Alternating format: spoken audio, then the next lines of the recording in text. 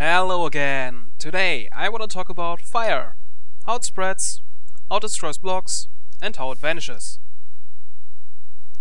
Let's start with this. All the block types you see right here are blocks that can catch fire and get destroyed by it. Also, you see two numbers below each block, and I will come back to those numbers later. First, let's have a quick look at what we have here.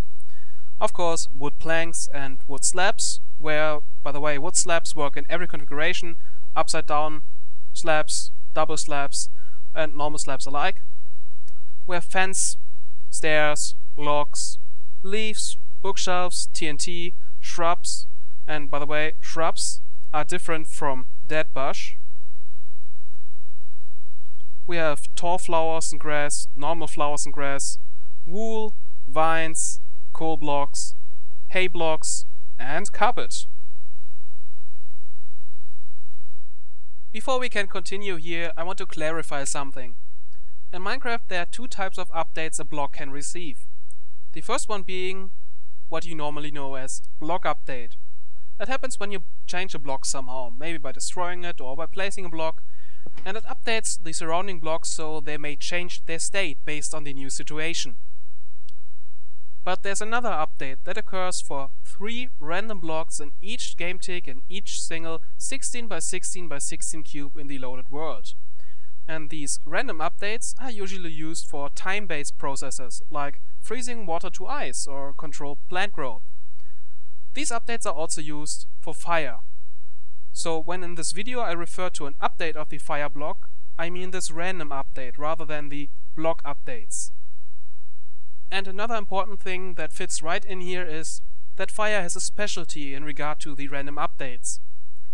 When fire gets one of these random updates, it forces Minecraft to cause another update 30 to 39 ticks later. So when fire gets an update, it is guaranteed that the next update will occur in less than 2 seconds, rather than waiting for a few minutes for a completely random event. And with that I think we can finally start looking into fire. Because fire is very dangerous, we should start by having a look at ways to get rid of it. Besides the obvious ways, like punching it or replacing it with another block, you can also get rid of fire through rain. If the fire block gets an update while it is raining onto any of these 5 blocks, the fire will get extinguished. But even if nothing actively extinguishes the fire, eventually it will go out on its own. And that can have 2 reasons. The first one being a lack of fuel at a certain age. Fire blocks can have a data value from 0 up to including 15. And whenever they receive an update, there's a 33% chance that their data value will increase by 1. So the longer our fire exists, the higher its data value.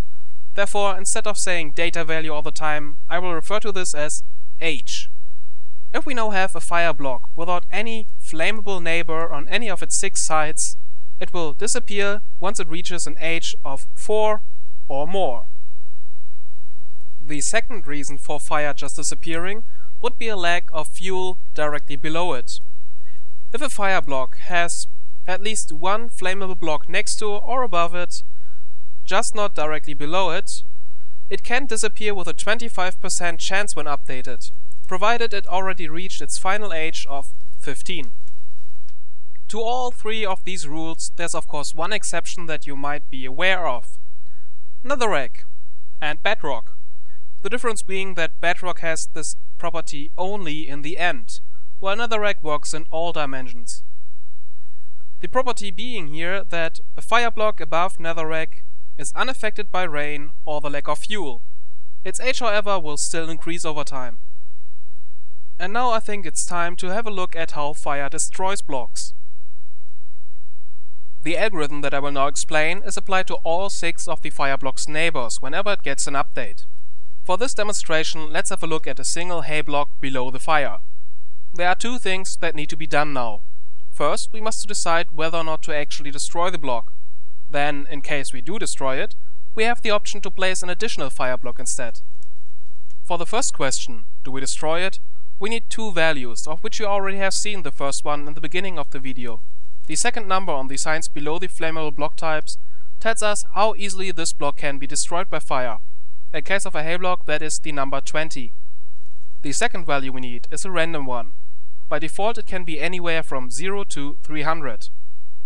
However, if the block we try to destroy is directly above or below the fire, the maximum shrinks down to 250, and we can actually further reduce it depending on the biome. If the fire block is inside a jungle, jungle hills, mushroom island shore or swamp biome, the maximum gets reduced by an additional 50.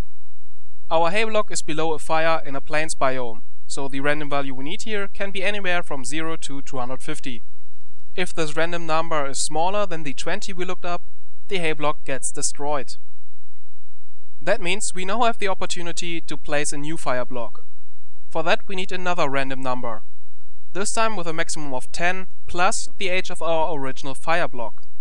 If that new number is below 5, a new fire block gets placed at the position of the now destroyed block.